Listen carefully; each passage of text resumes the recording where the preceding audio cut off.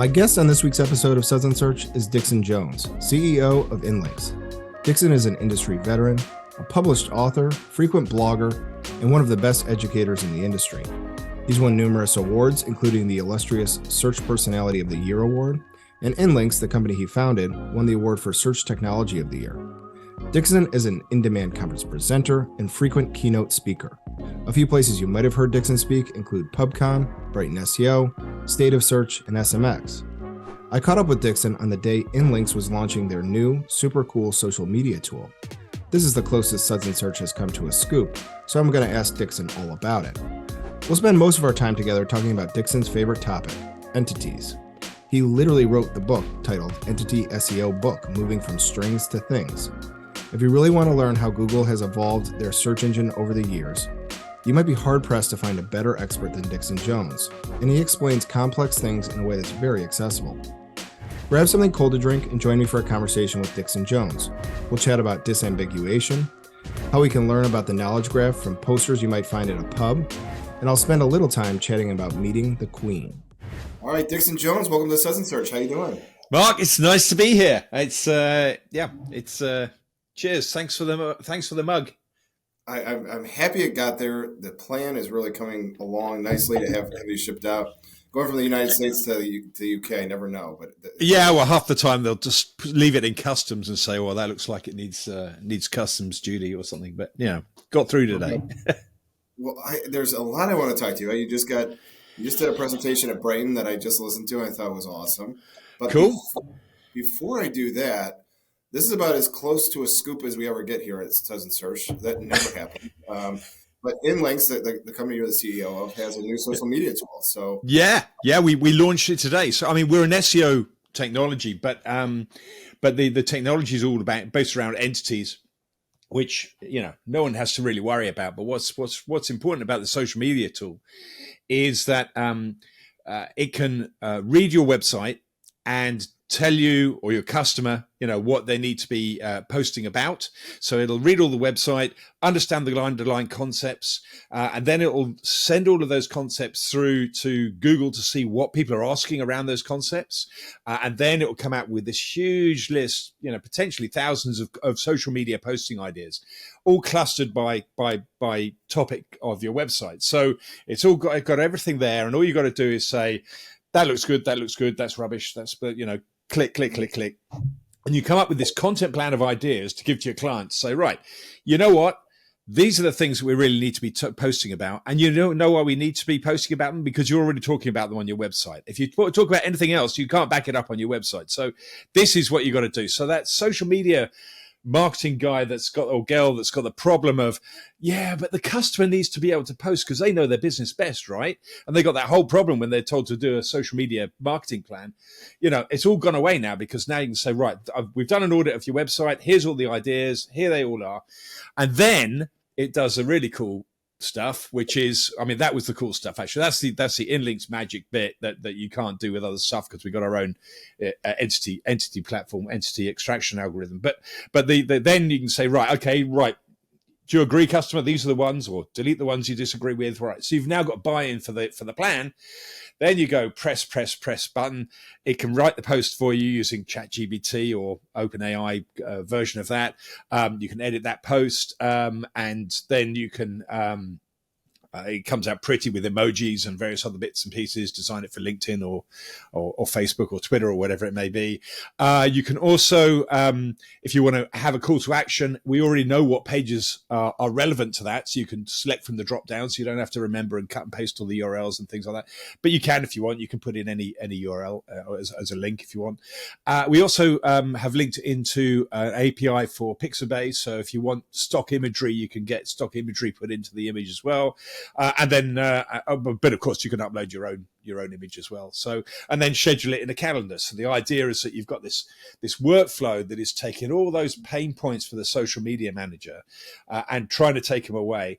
And also, it's giving a lot of credibility to the brand because the brand is now confident that the system is now trying to build on what the brand is talking about already. So it's not just suddenly saying, hey, let's go and talk about, this guy that died over here, or something that's, totally inappropriate to the brand.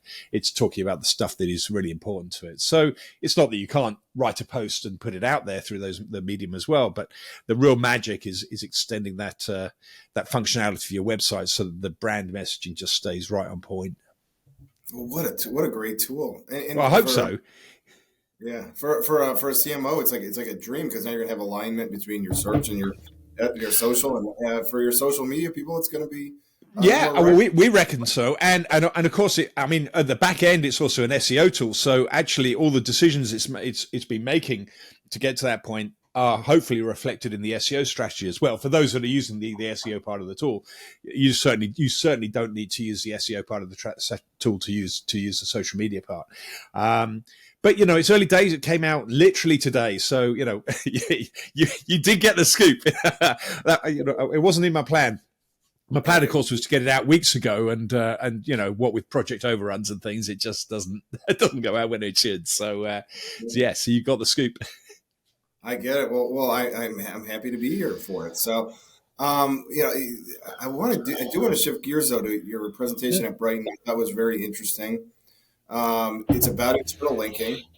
Yeah. And one of you start off with is you go through how Google has evaluated internal links over the years. And from something that was, by today's standards, overly sophisticated. These are things like PageRank, and then iterations. There are n-grams for context, a term I didn't know of called chunking, which I learned from you. That was more Yahoo actually than Google. The research paper was. But yes, chunking is where they sort of sit there and say, right, if we analyze websites in, well, you could say paragraphs. Humans would see it as paragraphs, but machines see it as in blocks of text. Then you actually get a better representation of the underlying content than if you try and read all of the content on a page, because you've got all the navigation bars and all the pop-up menus or whatever it may be that might be irrelevant to the body. Yeah. Well, it's very interesting, because you go through this history lesson, and I think it's worthwhile to at the risk of being repetitive for you, because it helps us to understand how we got to the moment we're in now. Can you talk about that evolution from early days? Okay, for sure. I certainly can. So and I might have forgotten a few bits that I put into the presentation, because I haven't got it open in front of me. But I kind of went through. I've always been a big fan of PageRank. Once I understood PageRank, I was able to do presentations on it and the maths on it. I've got a T-shirt with the algorithm on it. I am that kind of nerd, So, and I started in 1999, so pre PageRank. So, but Google clearly changed the game when they brought out PageRank. But the interesting thing about PageRank is that the maths doesn't have any context whatsoever. There's no, you can say how powerful a page is, but not under what conditions. So, if you take that to a human level, Bill Gates, very influential, not so much when it comes to music, So the context is really, really important. So that meant that Google then had to spend a lot of time working on context, so that they could say, right, we need the context first before we can say which of the pages that fit the context go in which order. So PageRank was only ever part of the whole game. So then there were a whole load of different things that they started to work on to try and work on that content. One of them was the idea of reasonable surfer. So the idea is that all the links that they were using to build PageRank, some of them are more important than others, so they could start changing things around. But that still wasn't really working on context. But the idea of a reasonable surfer was interesting, because it meant that maybe we could sort of try and work out how they were trying to work out reasonable surfer, and we decided it could be where they're clicking on a page and using sort of that sort of thing, but it actually turns out much easier to use the DOM, so the rendered page, the underlying text in a rendered web page, and then say, right, okay, stuff in the body text is more relevant. The stuff in the header or whatever, or things in lists or whatever, are going to be more important. So that means that the anchor text can then become a signal of context, and we're all pretty sure that it was very much a signal of context of that, and then the words around it became a possible fact within there, and a lot of people feel that may have been something that expanded it. Obviously, the title of the page and things gives context. So basically, where the link came from, then moved into a thing called they called it topical PageRank. I think something came out about it now as well, and because I used to be with Majestic, I kind of got that because we have this thing called the topical trust flow, or they have this thing called topical trust flow, and it looks now like pretty much Majestic got the idea bang on. So the way that Majestic does its maths, it sits there and says, right, we know that all these web pages over here are about these topics, and there could be 1,000 different topics basically, but they're all these. So therefore, they're probably going to be more likely to be talking about those topics, or they're going to have influence in that kind of area more than that area. So more influence in the health sector than the finance sector, or whatever it may be. So instead of just spreading PageRank by number, you could spread PageRank effectively by concept as well. And a page could end up with many concepts that it's influenced by, based on the concepts of the links that are going in. So that was never really properly explained until I saw some stuff today that looks very close to it by Google, but of course they've moved on a little bit now. And really, when they bought MetaWeb, they changed that game completely. So when they bought Freebase, they started to build up the world, not in terms of keywords and n-grams. So n-grams is how many times Tower Bridge appears next to each other, or say a Golden Gate Bridge. Suddenly Golden Gate Bridge means something completely different to gold and gates and bridges. Frankly, it's very, very unique in what it is when those words come together. So that becomes an entity in its own right. And so what knowledge graphs allow a search engine to do, or any big data model to do, is to break up their world of information into underlying concepts, entities. So the best way to think about an entity is, if it hasn't got a Wikipedia page article on it, then it ain't an entity. There's a lot of other ways to look at it. That's not entirely true, but that's the way we look at it because we know it's open source. The great thing about Wikipedia is that it's also human edited. So, of course, lies go into Wikipedia, but they usually get found out at some point, get fixed at some point, and as the world moves on, the system moves on. Whereas if you had a static data set, then over time things would not improve. So by having this map of ideas, it's really, in my mind, much like a map, of a physical map of a simplification of the world in which text lies, and so breaking it down into entities, then they show then they can work on the relationships between those entities. They can describe the world in which they see the way in which they see the world in a much more mathematical concept. It's much more scalable for a search engine. So a search engine, when they're trying to work out the whole of the internet based on web pages and all the text on web pages, that's going up by millions, and with ChatGPT, probably billions a day. Billions and trillions a day. A lot of pages going on. It's just going like that. The volume of content, the volume of concepts, is pretty much staying even. Yeah. We're all talking about the same old stuff. Yeah, we get a few more things coming on every now and then, but the world's information is not increasing. So if they can organize the world's information by concept, primarily, then you can just imagine the scale problem becomes easier for them when they're dealing with the kinds of information that you're trying to organize the world's information. So as SEOs for the last 10 years, probably since about 2014, we should have been looking at the world and how Google would end up understanding the world in concepts. And so yes, now we got all this stuff coming out with LLMs, triple LMs and stuff. But this idea of the world being understood in concepts is fundamental to the way in which neural networks work.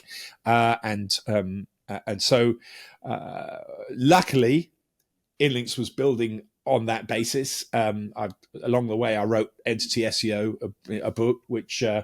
Don't try and buy the Kindle version; doesn't work. But anyway, so you're gonna have to get the physical version. I have to fix that. But I wrote that because I wanted to become an entity in the knowledge panel.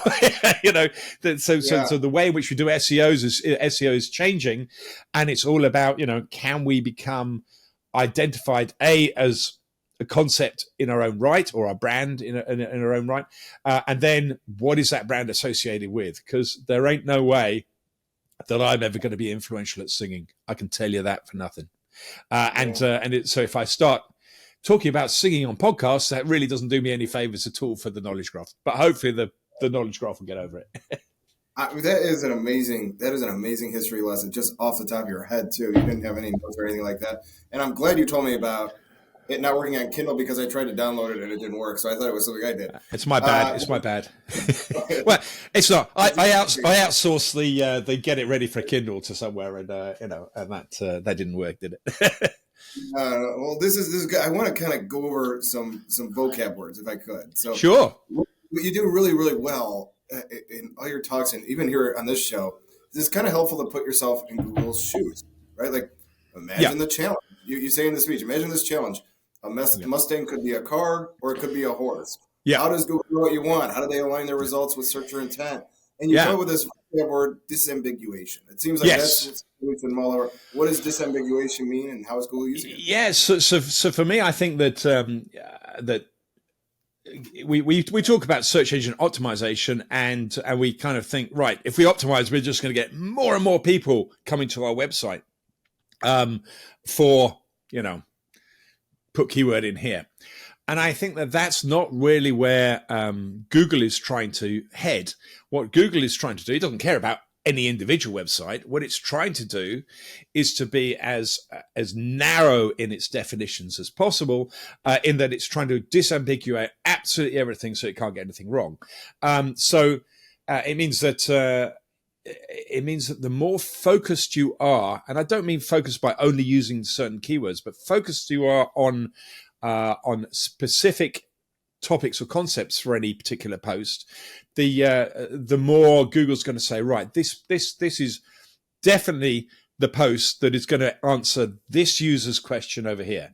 Because there's two parts to the pie, and you only have control of one part. You've got control of your content, but you don't have control over what the user is typing into Google and what Google knows about that user when they type it in there. So, I mean, you have some advantages, with local search, of course, because you've got the city. So there's something in there that you've got a common interest in. If it's something generic, then it's much, much harder to prove that you are the authority, or one of the few authorities that deserves to come back for this topic. So the more that you can align your brand with just the right kinds of things that truly do reflect, what makes your value proposition stand out, the better your chances are of success. And that was true in marketing anyway, even before all this stuff came on, because, you could have 500 design agencies and they all said, hey, we design, fast, cheap, and whatever the things they do. And when you really look at them, 480 of them didn't really have any standout proposition compared to the other 20, and out of the other 20, one had, I'm the only one that could do 3D graphics in the 1980s, or whatever their unique bits are, and they stand out for a mile. And they're not, those ones are not trying to get every single customer. They're trying to get the right customer that is going to really resonate with them, and they're going to bond, and they're going to, be guys in a pub having a drink. I love it. Well, here's the next thing that I thought I would ask you about, and this is the next vocab word. I did read the preview to your book. There's a differentiation between strings and things. So strings meaning words, and things meaning entities. So I gotta go cheeky now and just get the book out, so it sort of sits there, for those.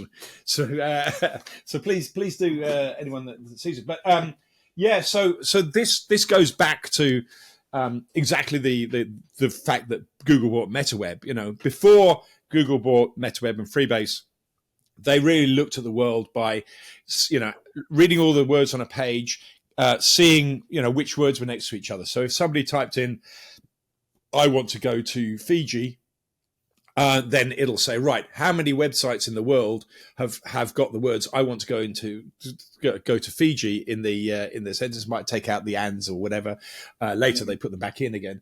Anyway, so they were basically, it was all based around these n-gram numbers. So they can sit there and say, right, this phrase has been typed in this many times in the web, and it's only on these websites, web pages, and then they can broaden it and say, right, these other ones are here. And then they could say, when it's mentioned in the title or the meta description or whatever, then it may have some other values and things. And then we have all the link information going on top of that. So we get some scores against them. So it was all done around words, which is strings of words. And now it's done around things. So when somebody types in, I want to go to Fiji, it's going to first take that user's query and say, what does that person really mean?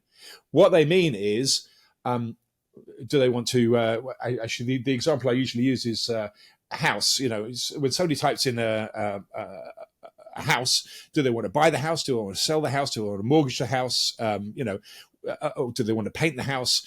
All these different things are very different intentions for the user.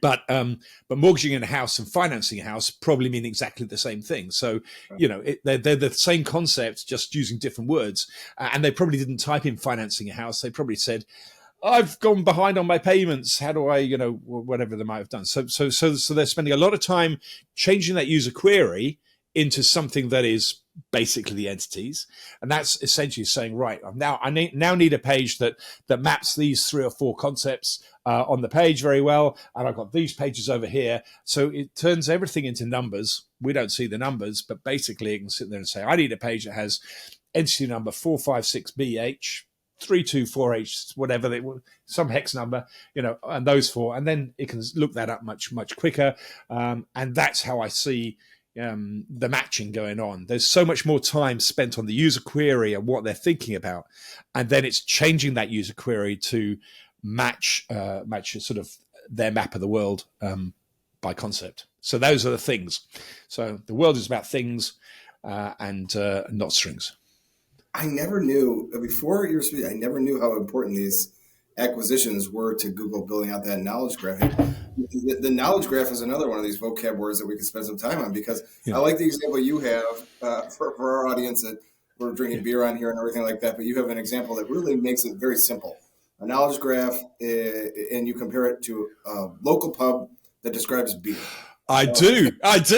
Yeah. So I mean, it really hit me. I mean, I was trying to figure this stuff out around about 7 years ago, I suppose, 6 years, 7 years ago now. And I was sitting in a pub, and on the wall of this pub was this poster of beer. And what it was Vienna lagers are a thing, apparently. And then, Steins and whatever. So there's different IPAs and stouts and stuff like that. So it basically had a ring of hubs of types of beer, bitter, stout, lager, and then off that it had, German lagers or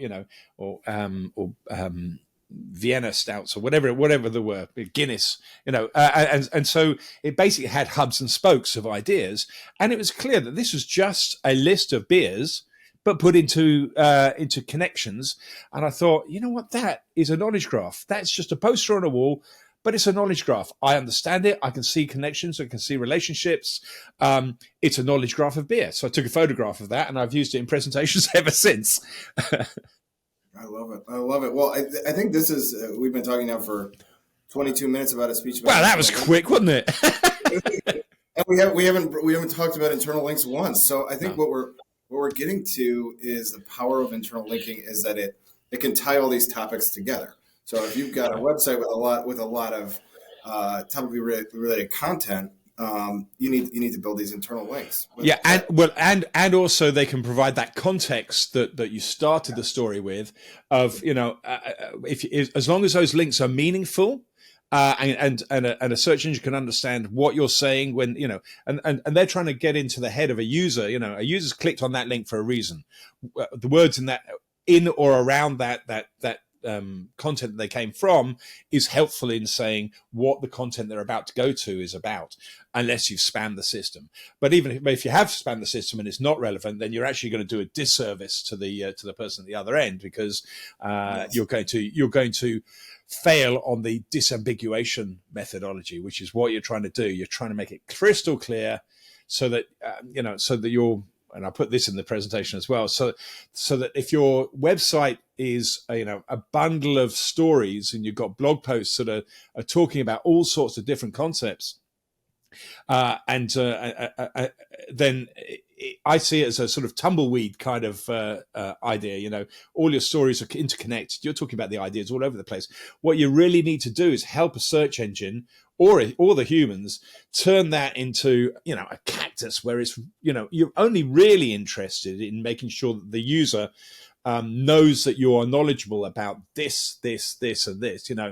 A dozen things probably. I don't know any businesses that are really more than about a dozen things. That you've got to be a pretty big business, or you've got to sell an awful lot of different product lines and try and be an expert on all of them. You're not going to be that. You're going to be an expert on clothing.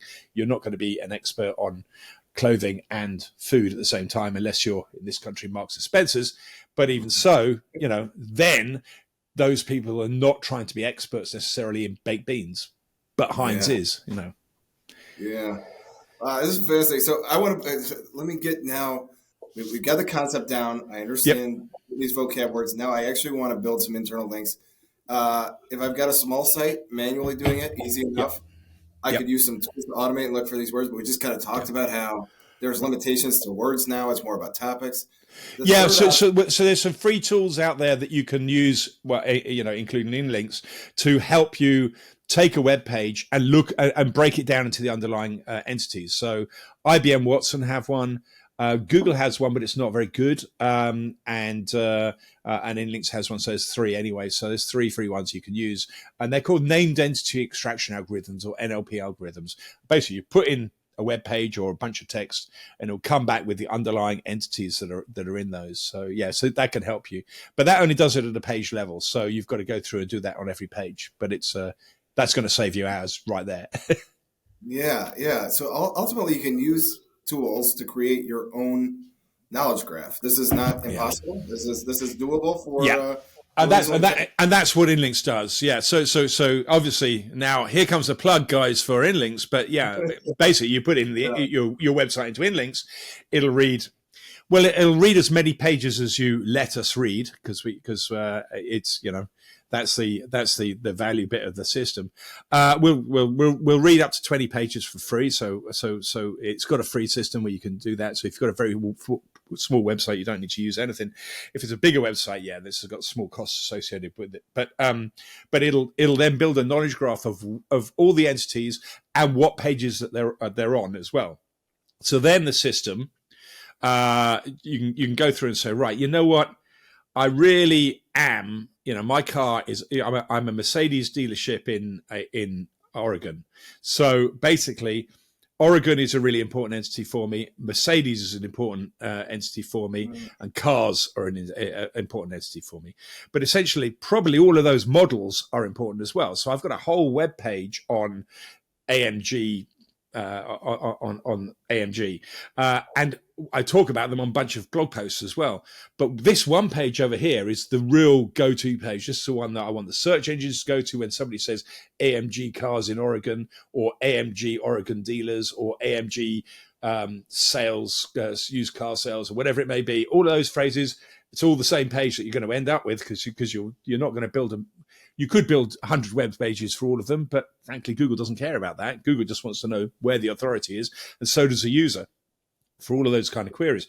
So you've got to decide which one is the page, and we just do a point and click. We already know that it talks about AMG on all these pages. Choose which page is the AMG page. What it will then do is it'll go through the back of the rest of the site, find all your other mentions of AMG, and in the body text, it can link that through to the page that's about AMG. So all you're doing there is saying, right, here's the page that should be where all the users end up if they're really interested in AMG. Even if they're reading about, a car about how I smashed my AMG on the highway the other day, AMG can still link through to the AMG page because you're going to need a new AMG, right? You just smashed it up on the highway. So you're making it very crystal clear where the authority is for AMG, even though you're talking about AMG all over the website. The more you're talking about it on the website, the more knowledgeable you clearly are around AMGs. But you always want to make sure that the page that's optimized for your customers, for your search engines, for the concept of AMG, ends up in the same place. So that internal linking is then automated in inLinks. It's got to be done manually for if you've got a smaller website. The way we do it is one line of JavaScript code on which you can put in through a header or footer plugin if you use WordPress, or Google Tag Manager if you don't have access to the actual site itself. So there's different ways to get that code in, but essentially that's what does it. Yeah, well, I love that you go through all this, and it makes it seem much more accessible to me. And then at the end, I don't know if you even remember what I'm talking about here, but you have these use cases where people actually did what you're talking about, and there's all these charts going to the right. Do you remember these examples that you had, and can you tell us? Yeah, well, they weren't all done by us. So those examples I took from other people that were using the same methodology, but that most of them were done by us because obviously people throw our examples our way.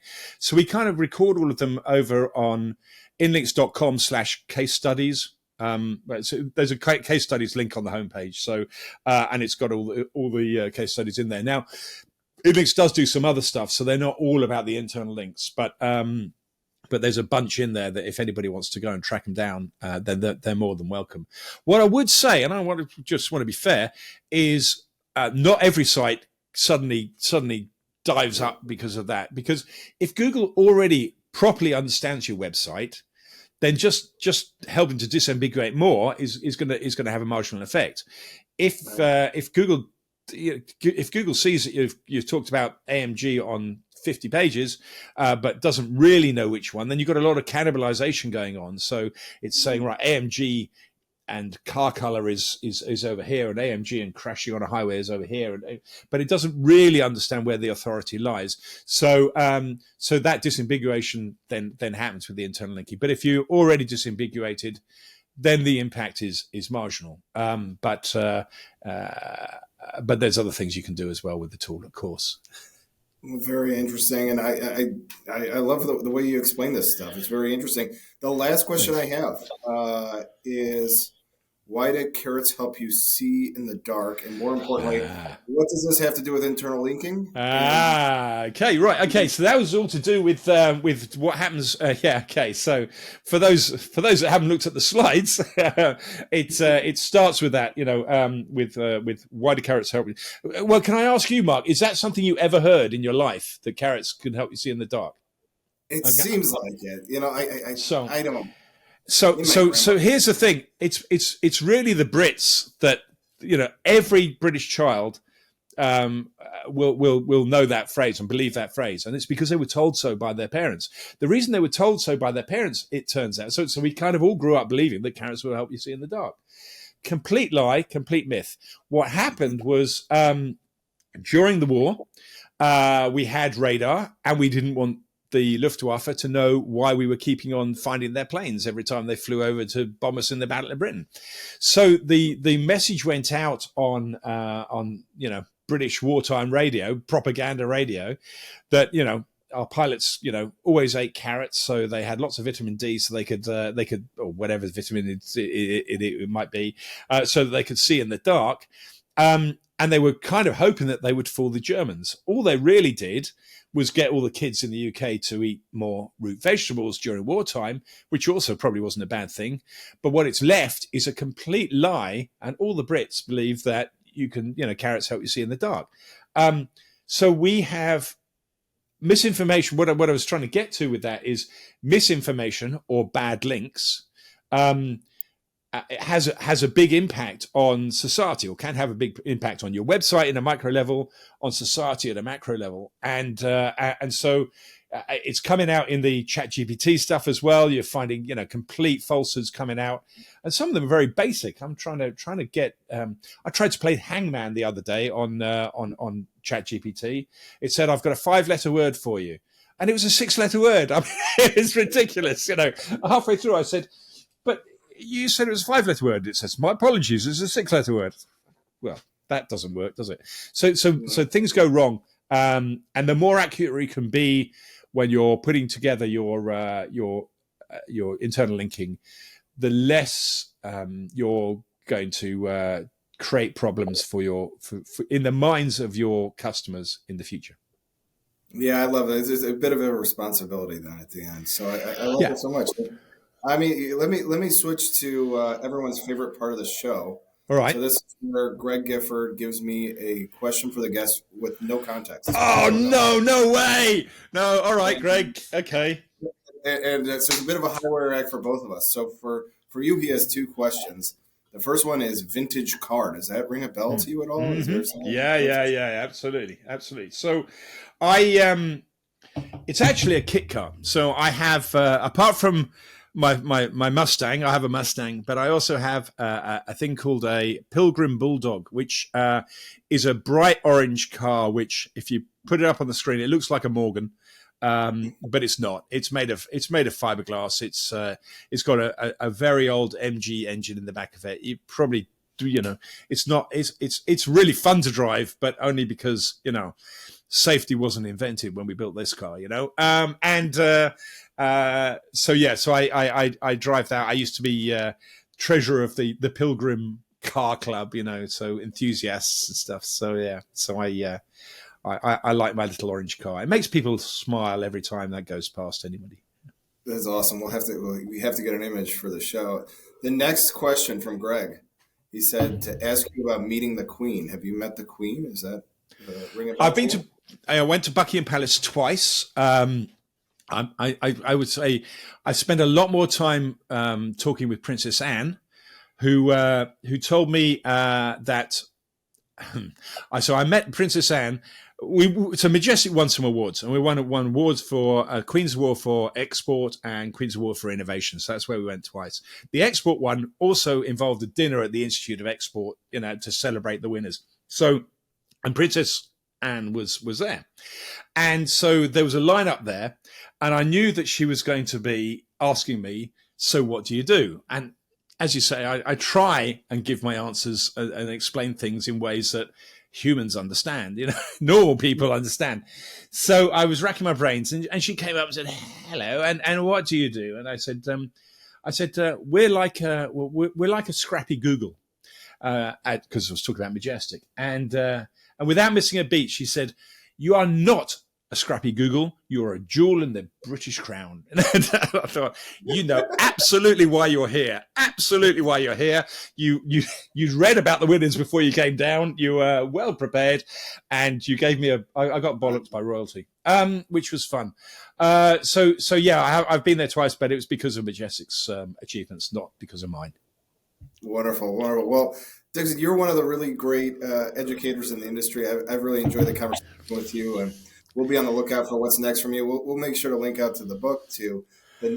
Congratulations on the new tool where we started. Well, it's a big world. It's a big world in social media marketing, and I hope that HubSpot buys me before I have to compete with them. All right. Well, I'm going to give you a virtual cheers for everybody else watching. We'll be back next week with another episode of Suds Search. Thanks, Dixon. Cheers, guys.